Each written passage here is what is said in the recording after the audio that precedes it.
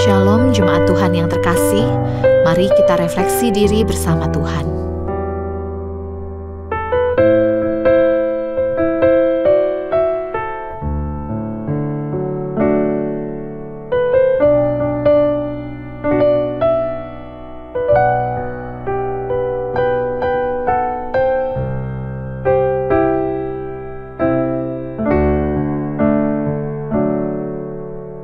Terkadang kita merasa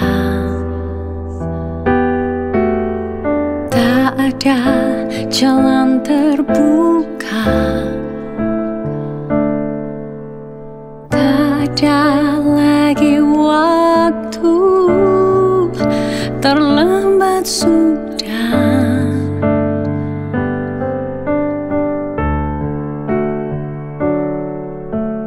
Tuhan tak pernah berdusta, Dia selalu pegang janjinya. Bagi orang percaya, mujizat nyata.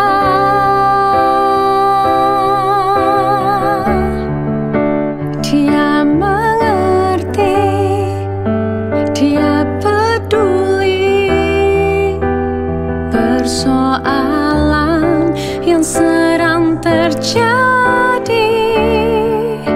Dia mengerti, Dia peduli persoalan yang kita alami. Namun satu yang Dia minta, agar kita percaya sampai mujizat menjadi nyata. Namun satu yang Dia minta, agar kita percaya sampai mujizat menjadi nyata.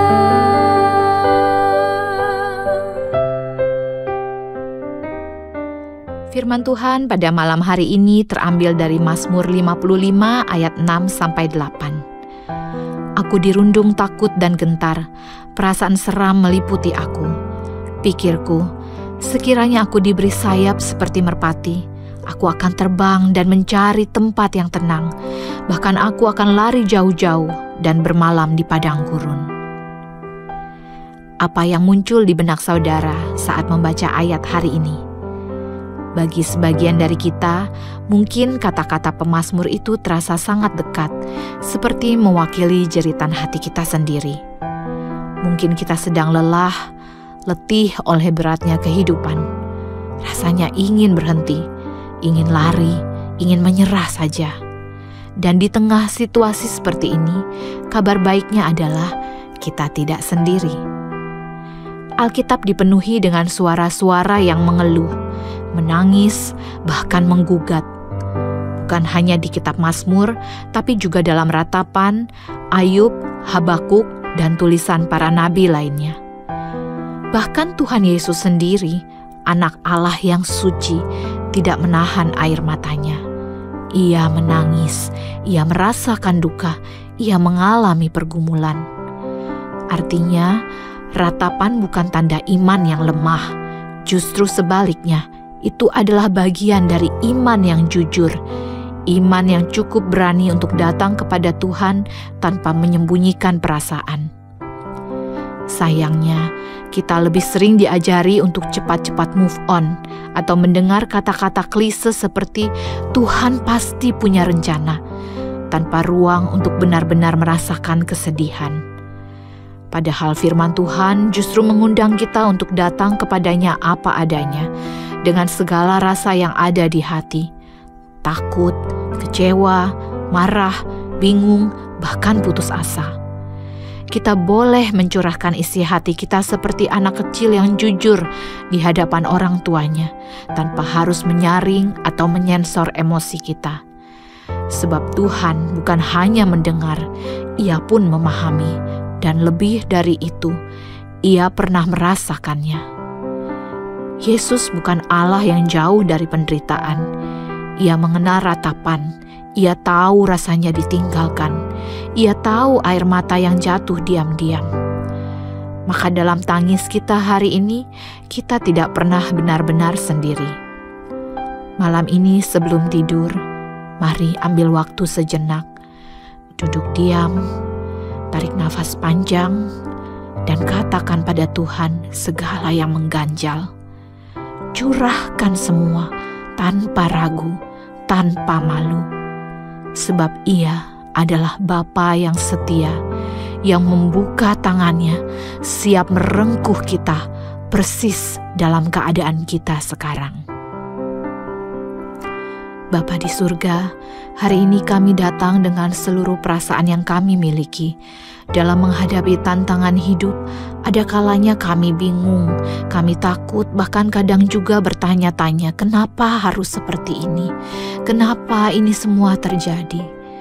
Tidak jarang kami kehabisan akal, putus asa, tidak tahu harus berbuat apa.